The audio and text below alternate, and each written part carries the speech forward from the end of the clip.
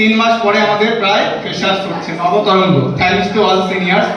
তো কথাগুলো আমি আমার ইউনিভার্সিটি ডিপার্টমেন্ট এবং সিনিয়রদের নিয়ে বলবো, যেহেতু আজকে আমরা এত আনন্দ, এত সাজগোজ, এত ড্যান্স, এত প্রোগ্রাম, তাদের পেছনে কারা রয়েছে, তাদের যদি কিছু না বলি তো নিজেকে এবং সবার তরফ থেকে তাদের কিছু বলতে চাই মোদ্দা কথা। তো দাদা এদের সাথে 3টে মাস আমরা কাটিয়েছি। আমার পার্সোনাল, আমি আশা করি সবারই সেটাই হবে, যে এত ভালো বিহেভিয়ার আমরা কিন্তু কোথাও পাইনি। আজকের দিনে নিউজ পেপার, মিডিয়া, যেখানেই চোখ রাখো র্যাগিং আরো এক্সেট্রা অনেক কিছু হচ্ছে, তোমরা দেখতে পাচ্ছ নামি দামি ইউনিভার্সিটি, বেসরকারি হোক সরকারি হোক, কিন্তু সেখানে কল্যাণ ইউনিভার্সিটিতে জাস্ট ভাবার বাইরে এত ভালো বিহেভিয়ার, সিনিয়রদের হেল্প বলো সবকিছু কিন্তু আমরা পেয়ে আসছি। 3টে মাসে পেয়ে এসছি। অনেক দাদা এদিকে আছে সিনিয়র, অনেকভাবে হেল্প করেন। আর সিনিয়র পিএইচডি তাদের কথা তো না বললেই নয়। তাছাড়া রয়েছে টিচাররা।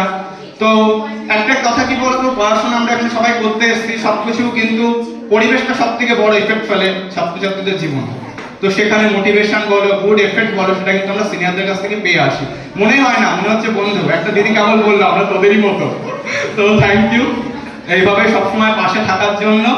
আর এইভাবে যদি তোমরা পাশে থাকো, কদিন পরে তোমাদেরও ফেয়ারওয়েল হবে, সেটা আমরা দেবো, খুব ভালো করেই দেবো আমাদের পক্ষ থেকে, সেটা নিয়ে কোনো বিষয় না। কিন্তু তোমরা পাস আউট করে যাওয়ার পরেও এইভাবেই থেকে যেও।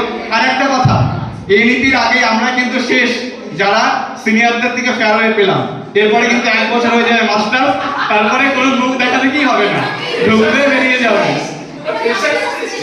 হ্যাঁ, আমরাই শেষ। তো থ্যাংক ইউ। তাদের একটা সিনিয়রদের জন্য হাততালি হয়ে যাক ভাই, একটা সিনিয়রদের জন্য হাততালি হয়ে যাক। Thank you. আর যদি কোনো ভুল করে থাকি, এখনো তো আছো কিছু মাস, সরি, সবার পক্ষ থেকে ক্ষমা করে দিও। ভালো থেকো। থ্যাংক ইউ সবাইকে।